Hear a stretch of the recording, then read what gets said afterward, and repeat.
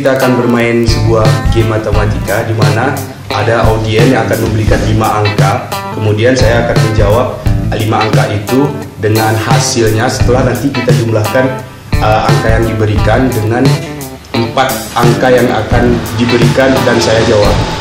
Baik, silakan berikan 5 angka, ditulis 5 angka aja dan saya jawab jumlahnya. Bebas angkanya yang besar 2, 3, 7, 5. Oke, angka ini nanti setelah kita jumlahkan akan menjadi jumlahnya menjadi 3, 6, 7, 3, 2, 2. Masa langsung bisa begini juga ya bang? Gimana cara ya bang? Tulis 5 angka lagi biar saya jawab.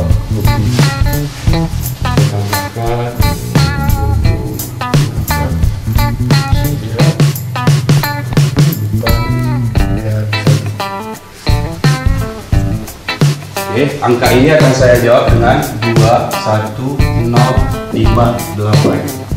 Silakan 5 angka lagi dituliskan. 3, 4, 1. Oke, angka ini akan dijawab dengan 6, 5, 2, 8, 8. Setelah proses ini, maka ini akan semuanya dijumlahkan. Mari kita sama-sama jumlahkan. 6 tambah 8, 14, 15, tambah 8, 23. 2, 10, 12, 17, 18, 26. 9, 18, tambah 9, 27.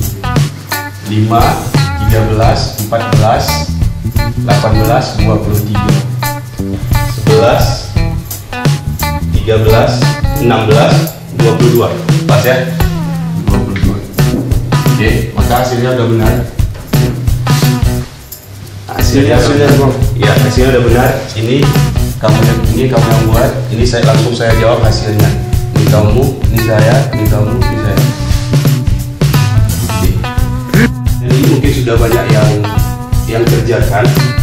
Ini intinya adalah karakteristik bilangan 9. Setelah diproses, dia akan bisa menjadi seperti ini dengan 5 kali penjumlahan, 5 angka dan 5 kali dijumlahkan, maka hasilnya akan menjadi seperti ini.